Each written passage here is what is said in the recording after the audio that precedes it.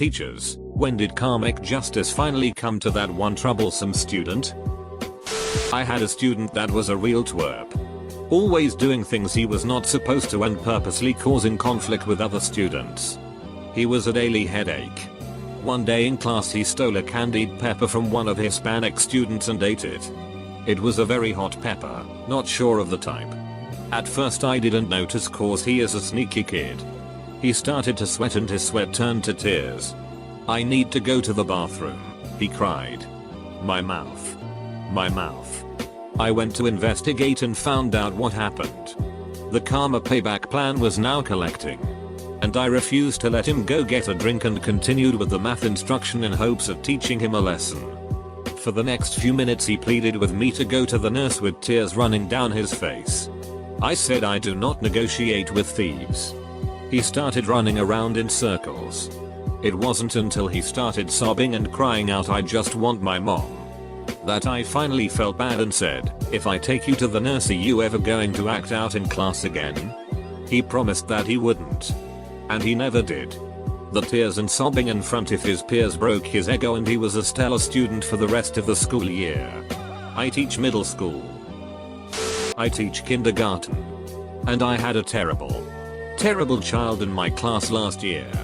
He liked to pull his desk away from the girl sitting across from him so her pencils and crayons would go falling on the floor. Finally, one day she got fed up and slammed her desk back into his. Unfortunately for him, his fingers happened to be there. I had to resist the urge to be like "That's what you get," but instead I just reminded him that that's why I said not to move his desk away from the rest of the table and sent him to the nurse. Oh, I know how bad that hurts. Good for you for not punishing the girl for dishing out some karma. Me and the girl had a talk about being aware of your surroundings when moving the furniture. And she gave him a half-hearted sorry. All that was needed. I interned in a class with this kid who always thought he was smarter than everyone else. He was pretty smart. But not by too much. He always got paired with kids not as smart as him. So he would always be really smug when dealing with them. We learned he got that from his parents. During a parent-teacher conference. His parents praised that boy up and down and thought he was the smartest kid in the school. They built him up as that and they got him thinking that too. Then they went off on my mentor teacher. She wasn't providing him with higher enough education. She was bringing him down. She was terrible. The conference ended when my mentor teacher left the room crying after the verbal lashing. Well, about a week later, there was an event where parents came to watch their children in class. It was to watch them do math games with other students. Well, my mentor teacher paired this smug little bastard with the actual smartest kid in class. The one who was working on more advanced classes after school. The kid got shamed. His parents were so flustered during the event. They were very visibly nervous and upset looking as this kid got destroyed game after game. They left before it was all done and took him out of school for the rest of the day. A student would frequently verbally abuse me and I was really patient with him. He had some troubles with school in general. So I was just another cog. I still did my best to check in with him and help him out with homework. His parents weren't really responsive because he was a senior and could therefore make his own decisions. One day he flipped out at me and walked out of the classroom. I sincerely had no idea what I did. He'd gone straight to the dean and told her that I gave him a look. The dean knows who I am and what I'm like and what I've done for this student, so she, as she told me later, told him to cut the bullet and be nice to me because I didn't deserve his abuse. He admitted to her that he just wanted to pick a fight and he was impressed at how cool I kept myself when he started yelling "duck you" at me in front of the class. He was nice to me for the rest of the trimester and passed the class with a D+ after having failed it the year prior.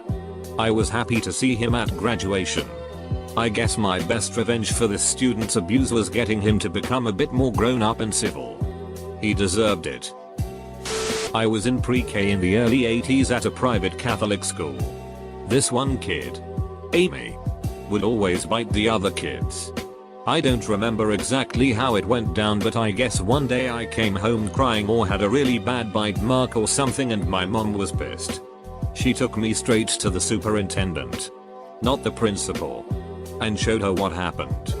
The superintendent, a really old nun, did not put up with that it. She called Amy into her office and bit the duck out of her arm.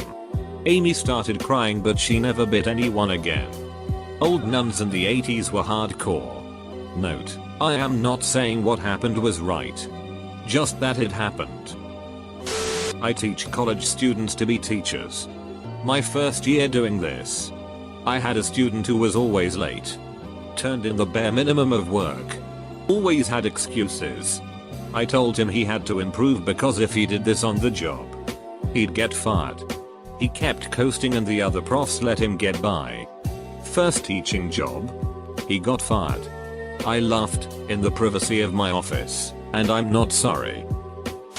First grade here. Had a boy that would not stop hitting kids with basketballs. He'd run up and pop the ball right at students. Sometimes he'd toss it real fast and say catch. But most often, he'd just throw it at children on the playground who were completely unaware.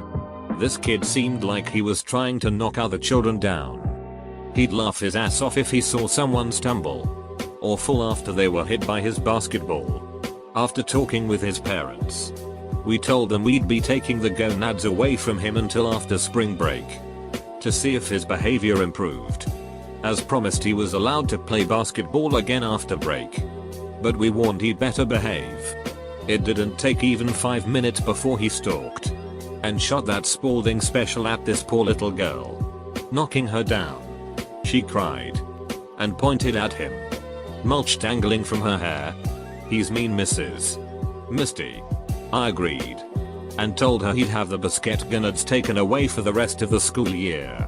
As I got up and walked his way, he started to bolt. He ran out of the playground, past the sandpit, and onto the basketball court. He maintained eye contact with me, and before I could take another step, a stray ball from a 5th grade game hit the edge of the backboard, bounced off, and hit that little id square in the face. He went down like a sack of potatoes. Of course I ran over to him and made sure he was okay. He may be acting like a little it, but he's still just a child. I called for the nurse since he was out cold. He woke up with me above him and started crying, saying he'd never do it again. "Please, I'm sorry. I'm so sorry. I won't do it again. I'll have to wait and see this coming year if karma kicked his ass or not." Because he didn't want to pick up another basketball the rest of the school year. When I was younger, the teacher got tired of the kid who kept disrupting the class, and she gave extra homework to everyone in the class except the troublesome kid and made all the students write thanks for the extra homework. Name. Somehow he stopped believing he was cool after that. Straight from the drill sergeant's playbook. That one. Yep. Stopped the trouble student by peer pressure and stopped the class from encouraging his antics. Didn't like it at the time, but was effective as hell. Our minister had a brat child. One day he kicked at the minister and the man grabbed the kicking foot and the kid fell on the other leg and broke it. When the minister told the congregation the story, the whole church either laughed or clapped. He did start to parent better after that incident.